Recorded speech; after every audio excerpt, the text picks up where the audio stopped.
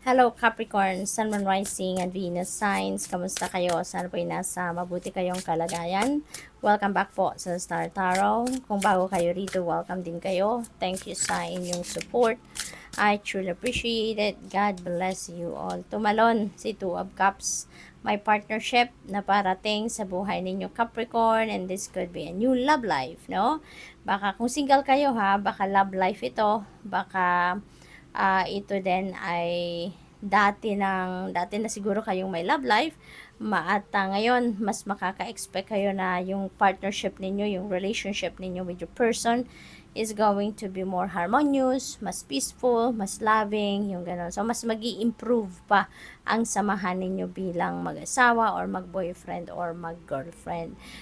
Probably din may bagong pakikipagkaibigan or bagong kaibigan kayo makikilala dito, or baka meron kayong bagong ka-business partner, no? Maaaring ganun. We have 8 of Pentacles, Capricorn. 8 of Pentacles is about also education. Maybe ang iba sa inyo dito is focusing on trainings, workshops, seminars. Maaari din na nag-research kayo on your own. Probably din ang iba sa inyo nag-aaral muli talaga, bumalik sa school or nag-online course, maaring ganon, ano. Probably din na ang iba sa inyo dito is really working hard, no, for kung ano man ang ginagawa ninyo sa trabaho. Maybe talagang binubuhos ninyo dyan ng dedication, commitment, at yung effort ninyo, 100%. Siguro talagang nag-e-effort kayo dyan, ano. So, good luck sa inyo, Capricorn. Probably then, ang iba sa inyo dito will be rewarded for your hard work. Okay? Capricorn, baka ganun din ang sitwasyon dyan. So, what else? We have 9 of Wands. Ayan. So, dito naman sa 9 of Wands, ano, this is about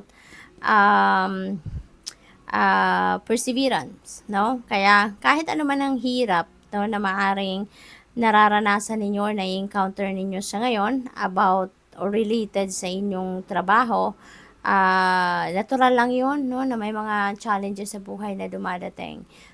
It's part of our journey, kaya wag kayong sumuko, no?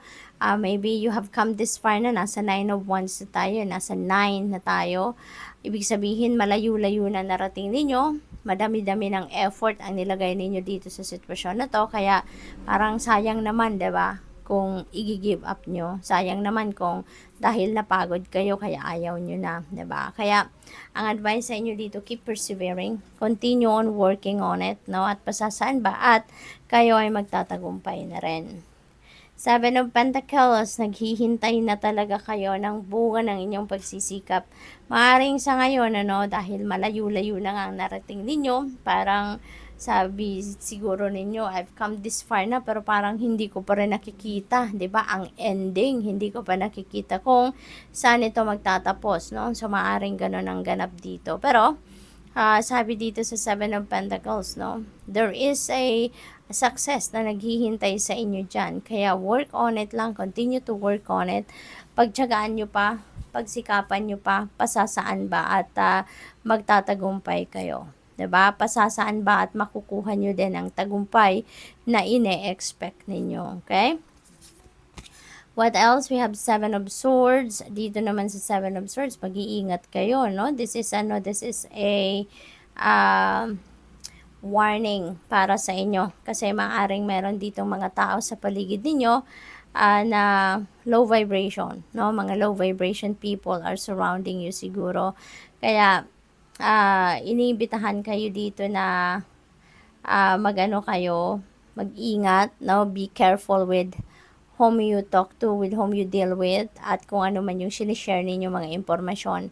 Kasi, alam mo yun, baka gamitin ng iba yan to their advantage, diba?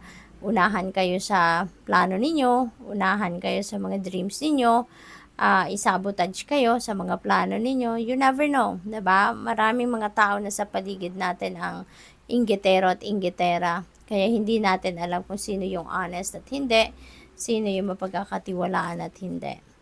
So we have the world energy. This is a time for completion, a time for achievement, and therefore a time for celebration, 'di ba? Kasi entitled naman kayo na i-celebrate ninyo kung ano man yung mga accomplishments ninyo. 'Di ba? Pinaghirapan nyo naman yan. You work hard for that. Kaya kailangan na i-savor nyo din yung tagumpay na yan. Ano? Dito sa mga successes na ito na maaaring makamit ninyo at this time, magbubukas yan ng mga bagong opportunities para sa'yo. So, maaaring you are going to be up for expansion dito, no? You're going for growth, no? Yung mga ganon. Kaya good luck. Meron din ditong travel, ano? Capricorn.